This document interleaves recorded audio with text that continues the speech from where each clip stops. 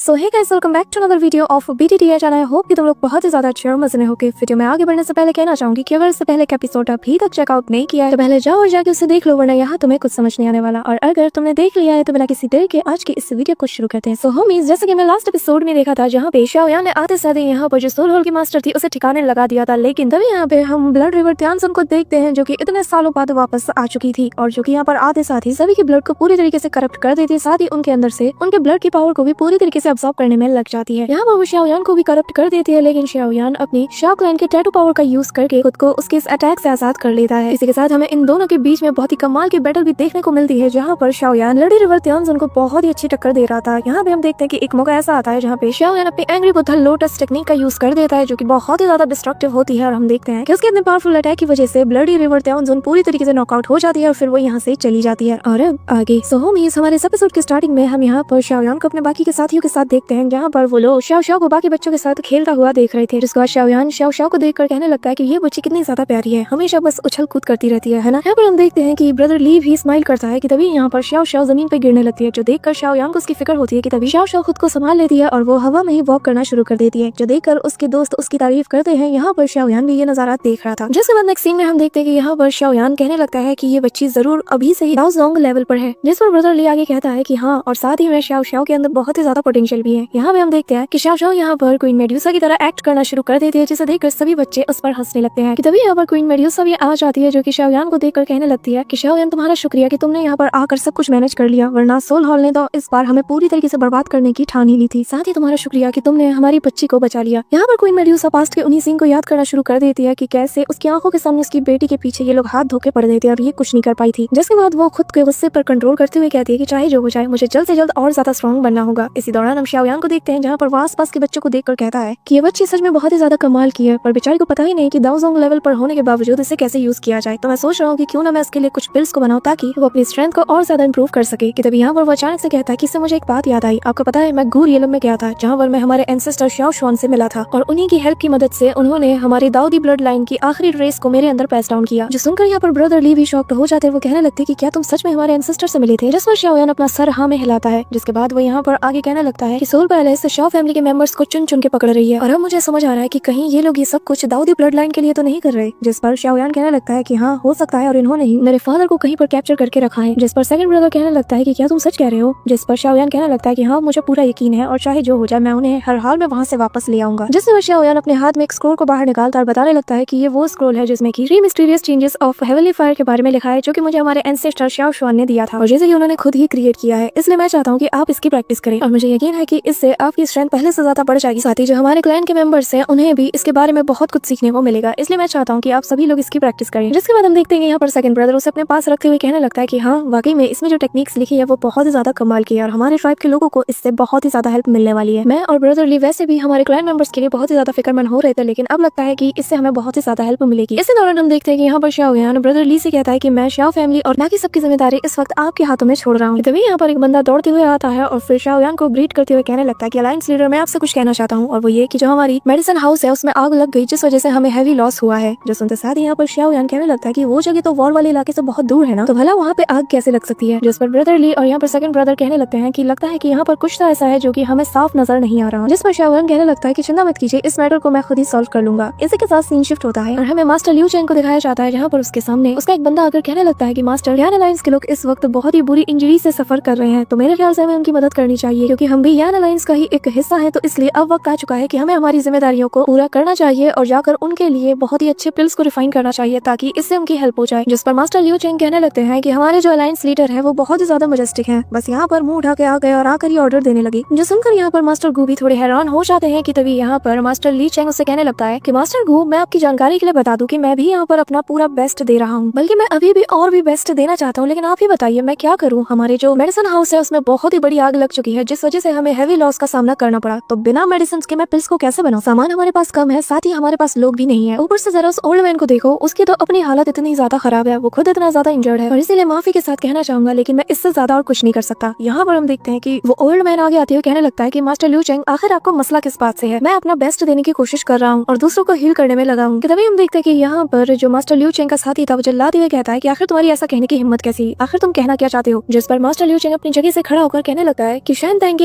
Internal affairs के बारे में मैं अपना डिसीजन खुद ही बनाना चाहता हूँ। जिसके बाद वो उसी ओल्ड मैन के पास जाता है, यानी कि एल्डर फार्मा के पास, और जाकर उसके कान में कहता है कि फिलहाल के लिए ना आपको अपनी हेल्थ पर ध्यान देना चाहिए। यहाँ पर हम साफ देख सकते हैं कि मास्टर लियू चेंग का कोई इरादा नहीं था कि वो यहाँ पर यान अलायंस के लोगों की जान बचाने में जरा भी हेल्प करे, जिस वजह से वो यहाँ से जाने लगता है और जाते हुए यहाँ पर मास्टर गू से कहता है कि लगता है मेरे पास अभी भी थोड़ी मेडिसिन बचे हुए हैं, लेकिन मैं क्या करूँ, इतना काफी नहीं होगा। यहाँ पर जैसे ही वो दोनों चले जाते हैं तो हम देखते हैं कि मास्टर गू गुस्से के साथ कहने लगता है कि अगर इस वक्त हमें इसकी जरूरत ना होती तो शायद ये कब का मारा जा चुका होता, और जो भी इस वक्त मास्टर लियू चेंग कर रहे हैं इससे बस ये अपनी मौत को ही दावत दे रहे हैं। जिस पर एल्डर फार्मा से कहने लगता है कि चिंता मत करो, तुम्हारी ये जो मेडिसिन रिफाइनिंग का ऑब्सेशन है एक दिन काम जरूर आएगा, और इस वक्त हमारे अलायंस के लीडर वापस आ चुके हैं, तो यहाँ पर मास्टर लियू चेंग से वो खुद ही निपट लेंगे। इसी के साथ सीन शिफ्ट होता है और हम यहाँ पर क्वीन मेडुसा, शाओयान और बाकी के लोगों को देखते हैं, जहाँ पर इतनी बड़ी जंग को जीत जाने के बाद ये सभी लोग जश्न मना रहे थे। साथ ही यहाँ पे हम यान अलायंस के सभी लोगों को भी देखते हैं, और फिर एक टेबल पर हम लिटिल शाओ शाओ को देखते हैं, जहाँ पर वो लिटिल फेरी डॉक्टर के साथ बैठी थी। तभी हम यहाँ पर शाओयान को देखते हैं जो कि अपनी जगह से खड़ा हो जाता है और सारे यान अलायंस के लोगों का अटेंशन अपनी तरफ ग्रैब करते हुए कहने लगता है कि मैं यहाँ मौजूद सभी लोगों से कुछ अल्फाज कहना चाहता हूँ। जो सुनकर सभी लोग उसकी तरफ देखने लगते हैं, और फिर शाओयान कहने लगता है कि यहाँ मौजूद जितने भी लोग हैं जिन्होंने की अपनी जान की बाजी लगाकर यान अलायंस के साथ इतने क्रिटिकल मोमेंट पर देते रहे, उसके लिए आप सभी का बहुत शुक्रिया। और आज का ये कप ऑफ वाइन मैं उन लोगों को डेडिकेट करना चाहूंगा जिन्होंने अपनी जान की कुर्बानी हमारे यान मिंग अलायंस के लिए दी थी। जिसके बाद हम देखते हैं कि सभी लोग यहाँ पर 2 मिनट का मौन धारण कर लेते हैं और फिर यहाँ पर उन सभी को श्रद्धांजलि देना शुरू कर देते हैं। इसी के साथ यहाँ पर शाओयान आगे कहने लगता है कि अगर आज हमारा यान अलायंस यहाँ तक टिक पाया है तो सिर्फ इन्हीं लोगों की कुर्बानी की वजह से। आप सभी लोगों ने अपना साथ हमारे साथ बनाए रखा और हिम्मत नहीं हारी, वो भी बिल्कुल एंड तक। इसलिए मैं शाओयान यान अलायंस का लीडर होने के नाते आप सभी का तहे दिल से शुक्रिया अदा करता हूँ। इसी के साथ यहाँ पर वो सभी लोग खड़े हो जाते हैं और फिर यान अलायंस के इस जीत के नाम आज की शाम को करते हैं और सभी लोग दोबारा से एंजॉय करना शुरू कर देते हैं। जैसे बाद शाओयान यहाँ पे मेडुसा की तरफ देखते हुए कहने लगता है कि अंत में मैं तुम्हारा शुक्रिया अदा करना चाहूंगा कि तुमने मेरी गैर मौजूदगी में इतने सालों तक सब कुछ मैनेज करके रखा। जिसके बाद वो मेडुसा को भी रिस्पेक्ट देता है। इसी के साथ ये लोग भी वाइन पीना शुरू कर देते हैं। जिसके बाद यहाँ पर शाओयान की नजर शाओ शाओ पे जाती है कि तभी क्वीन मेडुसा उसे आवाज देकर अपने पास बुलाती है और फिर शाओयान उसे यहाँ पर हेवनली फ्लेम्स को दिखाकर एंटरटेन करने की कोशिश करता है, जिससे देखकर शाओ शाओ बहुत ही ज्यादा खुश हो जाती है कि तभी यहाँ पर तेज हवा का झोंका चलता है और आसपास की सारी कैंडल्स बुझ जाती है। और फिर हम देखते हैं कि यहाँ पर मास्टर लियू चेंग आ जाते हैं और कहने लगते हैं कि दोस्तों माफ करना, मुझे आने में थोड़ी देर हो गई, लेकिन तुम लोगों ने तो मेरे बिना ही जश्न को शुरू कर दिया। यहाँ पे हम देखते हैं कि उसे इतना एरोगेंटली बात करता हुआ देखकर वहाँ मौजूद एक बंदा उठता है, कहने लगता है कि एक तो तुम यान अलायंस की खुशी में मनाए जा रहे इस जश्न में लेट आए हो और ऊपर से इतना एरोगेंटली हमारे लीडर से बात कर रहे हो, आखिर तुम्हारी हिम्मत कैसे हुई। जिस पर शाओयान उन दोनों को शांत कराते हुए कहने लगता है कि तुम लोग थोड़ी देर के लिए चुप हो जाओ। जिसके बाद लियू चेंग यहाँ पर शाओयान के सामने अपना इंट्रोडक्शन देते हुए कहता है कि दानतान का 7th रैंक का अल्केमिस्ट लियू चेंग आपको यहाँ पर रिस्पेक्ट के साथ ग्रीट करता है। कि तभी यहाँ पर उसका साथी भी सेम करता है, जिसे देखकर शाओयान कहने लगता है कि मैं बस अभी थोड़ी देर पहले अपने लिए एक यीशी देन को रिफाइन करने का सोच रहा था, लेकिन अब जबकि यहाँ पर 2 सेल्फ डिक्लेयर्ड मास्टर आ चुके हैं तो मैं उनसे थोड़ी एडवाइस लेना चाहूंगा। यहाँ पर ये सुनते साथ ही लियू चेंग कहने लगता है कि क्या अलायंस लीडर अपने लिए यीशी देन को रिफाइन करने का सोच रहे थे, ये तो एक 8th ग्रेड का एलिक्सर है। यहाँ पर हम देखते हैं कि सभी लोग हैरान हो जाते हैं और फिर यहाँ पर मास्टर लियू चेंग कहने लगता है कि मेरे पास उसे बनाने के लिए कुछ हर्ब्स मौजूद है और जिसे कि मैं यहाँ पर हमारे अलायंस लीडर को एज अ गिफ्ट के तौर पर देना चाहता हूँ। यहाँ पर ये कहते साथ ही बहुत एरोगेंटली वो यहाँ पर उस बॉक्स को शाओयान की तरफ थ्रो करता है, लेकिन शाओयान उसे रोककर जैसे ही ओपन करता है इसे देखकर बहुत ही कूल वे में कहता है, अच्छा मैंने तो ये सुना था कि जो हमारी मेडिसिन हाउस है वो पूरी तरीके से आग में जलकर बर्बाद हो चुकी है, तो आखिर तुम्हारे पास ये मेडिसिन कहाँ से आ गई। जिस पर लियू चेंग हंसते हुए कहने लगता है कि मैं यान अलायंस का एक अल्केमिस्ट हूँ, तो मेरे पास थोड़े बहुत मेडिसिन हमेशा हाथ में मौजूद रहते हैं। जिस पर यहाँ पर शाओयान की सटक जाती है और वो कहने लगता है कि मुझे यहाँ पर पागल समझ रखा है तुम दोनों ने। इस वक्त जब यान अलायंस इतने क्रूशियल मोमेंट से गुजर रही है, जब हमें एलिक्सर्स की जरूरत है, तो अचानक से हमारे मेडिसिन हाउस में आग लग जाती है जो कि वॉर वाले इलाके से बहुत दूर मौजूद है। हमें क्या लगता है कि क्या मुझे कुछ भी समझ नहीं आ रहा। यहाँ पे हम देखते हैं कि मास्टर लियू चेंग की बोलती बंद हो जाती है और यहाँ पर उसका साथी यहाँ पर मास्टर वू से कहने लगता है कि ब्रदर वू, आखिर तुमने अलायंस लीडर को बताया क्यों नहीं कि इस वक्त हम सभी लोग कैसी सिचुएशन से गुजर रहे हैं, तुम्हें इन्हें एक्सप्लेन करना चाहिए था। बेसिकली यहाँ पे हम देखते हैं कि ये दोनों मिलकर मास्टर गू पर सारा इल्जाम डालने की कोशिश कर रहे थे और एक के बाद एक एक्सक्यूज देते हुए यही साबित कर रहे थे कि इन्होंने कुछ नहीं किया है, सब कुछ जो हुआ वो बस नेचुरल था। तभी यहाँ पर लियू चेंग शाओयान को बहुत ही रिस्पेक्ट के साथ ग्रीट करते हुए दोबारा से उसका शुक्रिया अदा करना शुरू कर देता है और कहता है कि आपकी वजह से यान अलायंस पूरी तरीके से खतरे से बाहर है और इसके लिए मैं आपका शुक्रिया अदा करना चाहता हूँ। लेकिन जो हमारे डैनतान के इंटरनल अफेयर्स है, मैं नहीं चाहता कि कोई आउटसाइडर इसके अंदर दखल दे और अगर कोई ऐसा करता है तो ये अननेसेसरी ट्रबल्स को यहाँ पर क्रिएट करेगा। तभी यहाँ पर हम देखते हैं कि मास्टर जू कहने लगते हैं कि जो हमारे यान अलायंस के लीडर हैं वो भी एक एल्केमिस्ट है और उनकी जो एल्केमिस्ट स्किल है वो हमसे बहुत ही ज्यादा डिफरेंट और यूनिक है, हम उनके आगे कुछ भी नहीं, तो उन्हें ये तो बिल्कुल भी ना कहा जाए कि वो एक आउटसाइडर है। यहाँ पर हम देखते हैं कि मास्टर गू की ये बात सुनकर जो मास्टर लियू चेंग होते हैं उसको मिर्ची लगना शुरू हो जाती है और तभी वो कहने लगता है कि जो हमारे लीडर है वो इतने सालों तक एंशिएंट हॉल से दूर रहे हैं, उन्हें यहाँ का कुछ भी नहीं पता। और मैं ये नहीं कह रहा हूँ कि मुझे ज्यादा कुछ पता है, लेकिन मैं इतना जानता हूँ कि 8th रैंक का एक एल्केमिस्ट बनना कोई आसान काम नहीं है। हमारे जो लीडर है ये बहुत ही ज्यादा यंग है और इनके लिए एक 8th ग्रेड का एलिक्सर बनाना बहुत ही ज्यादा मुश्किल होगा, क्यों है ना। जिस पर शाओयान हंसते हुए कहने लगता है कि ठीक है फिर चलो एक बार ट्राई किया जाए। अगर मैं 8th ग्रेड का यीशी देन बनाने में कामयाब हो जाता और उसे रिफाइन कर लेता हूँ तो फिर शायद तुम लोगों को भी जवाब मिल जाएगा और मुझसे कभी भी दान ताइन के बारे में नहीं कहा जाएगा। जिस पर हम देखते हैं कि ये दोनों भी बहुत ही ताव के साथ यहाँ से जाने लगते हैं, क्योंकि इन्हें यकीन था कि शाओ यान तो कभी भी जीतने नहीं वाला। कि तभी लिटिल शाओ शाओ इनके पैरों के पास रस्सी आगे कर देती है, जिससे ये लोग मुंह के बल जा गिरते हैं और सभी लोग उसे देखकर हंसने लगते हैं। जिसके बाद ये दोनों मुंह छुपा के यहाँ से चले जाते हैं और चारों तरफ सभी लोग अपने अपने ड्रिंक्स को एंजॉय करने लगते हैं और ये जश्न ऐसे ही चलता रहता है। इसी के साथ हमें नेक्स्ट मॉर्निंग का सीन दिखाया जाता है, जहाँ पर शाओ यान उसी 8th ग्रेड के एलेक्सर को रिफाइन करने के लिए सबके सामने मौजूद था, साथ ही उसके सामने वो फर्नेस भी रखा हुआ था। और यहाँ पर मास्टर ग्रू बताने लगते हैं कि आज हमारे अलायंस लीडर सभी के सामने एक 8th ग्रेड के एलेक्सर को रिफाइन करने वाले हैं और मैं चाहता हूँ कि आप सभी लोग इसको विटनेस करें। इसी के साथ यहाँ पर मास्टर लियू चेंग और उसका साथी भी आ जाता है, जिसे देखते साथ ही यहाँ पर उसी के पीछे खड़े दो लोग आपस में बातें करने लगते हैं और कहने लगते हैं कि मुझे तो इन्हीं दो पे शक हो रहा है, कहीं ना कहीं उस आग के पीछे इन दोनों का हाथ तो हो ही सकता है। जिस पर हम देखते हैं कि मास्टर लियू चेंग भड़क जाता है और कहने लगता है कि सामने की तरफ ध्यान दो। जिसके साथ ही उसका साथी यहाँ पर उससे कहने लगता है कि अगर आज शाओ यान 8th ग्रेड के एक एलेक्सर को रिफाइन करने में कामयाब हो जाता है तो फिर हमारे लिए कहीं पर भी मुंह दिखाने की जगह नहीं बचेगी, तब हम क्या करेंगे। जिस पर हम देखते हैं कि लियू चेंग बहुत ही कॉन्फिडेंस के साथ कहता है कि भले ही वो बहुत ही ज्यादा पावरफुल हो चुका हो, लेकिन उसके लिए 8th ग्रेड के पिल को रिफाइन करना ये बहुत ही मुश्किल बात है। इसी के साथ वो कहने लगता है कि चुपचाप अब बस उसे देखते जाओ कैसे वो आज यहाँ पर अपना मजाक बनाने वाला है। यहाँ पर ये दोनों कॉन्फिडेंस होते हैं कि शाओ यान बिल्कुल भी इस काम में कामयाब नहीं होने वाला। इसी के साथ हम शाओ यान को देखते हैं जहाँ पर वो हेवनली फ्लेम की मदद से उस फर्नेस को हीट करना शुरू कर देता है, जिसे देखकर सभी लोग हैरान हो जाते हैं और यहाँ पर उसके पावर को फील करते साथ ही सभी लोग कहते हैं कि मुझे यकीन है कि हमारे जो अलायंस लीडर है वो कामयाब जरूर होंगे। जिसको शाओ यान एक एक करके वो सारे मेडिसिन को उस फर्नेस के अंदर डालता है, साथ ही यहाँ पर इंटेंस अमाउंट का प्रेशर भी उस फर्नेस के चारों तरफ डालना शुरू कर देता है, जिसे देखकर सभी लोग हैरान हो जाते हैं। और यहाँ पर शाओ यान उस पिल के लिए सोल फीडिंग टेक्निक का यूज कर रहा था, जिसे देखकर यहाँ पर मास्टर गू भी हैरान हो जाते हैं। जिसके बाद यहाँ पर ग्रीन कलर की एनर्जी सभी को फील होती है और ऐसे ही दिन रात बीतना शुरू हो जाते हैं। इसी के साथ हम देखते हैं कि धीरे धीरे वक्त बीतता जाता है और यहाँ पर शाओ यान सही मोमेंट पर सही टेम्परेचर के साथ यहाँ पर उसके अंदर की हीट को एडजस्ट करने की कोशिश करता है और फिर हम देखते हैं कि यहाँ पर बहुत ही पावरफुल एनर्जी उस फर्नेस से भी निकलती है, जिसे देखकर यहाँ पर लियू चेंग भी घबरा जाता है। कि तभी यहाँ पे हम देखते हैं कि शाओ यान की मेहनत यहाँ पर धीरे धीरे रंग लाने लगती है और हम देखते हैं कि यहाँ पर उस फर्नेस के अंदर वो पिल बनकर रेडी होने लगता है। जिसके बाद अगले ही पल हम देखते हैं कि यहाँ पर उस फर्नेस से एक ग्रीन कलर की तेज रोशनी निकलती है, जो कि आसमानों से जा लगती है। यहाँ पर हम देखते हैं कि बादल गरजना शुरू कर देते हैं और यहाँ पर लेजेंडरी दानमयी एनर्जी गैदर होना शुरू हो जाती है, जिसे देखकर यहाँ पर उनमें से एक कहने लगता है कि जरा आसमानों की तरफ नजर उठाओ, ये वही लेजेंडरी कलर दानमयी एनर्जी है जिसे कि कायन दानमयी भी कहा जाता है। यहाँ पर हम देखते हैं कि आसमान में तेज काले बादल के साथ वही लेजेंडरी दानमयी कलर्स भी हमें यहाँ पे दिखाई जाते हैं, जो कि इस बात का प्रूफ दे रही थी कि यहाँ पर शाओ यान अपने काम में कामयाब हो चुका है। इसी के साथ यहाँ पर उन लेजेंडरी कलर्स को देखते साथ ही मास्टर गू कहने लगता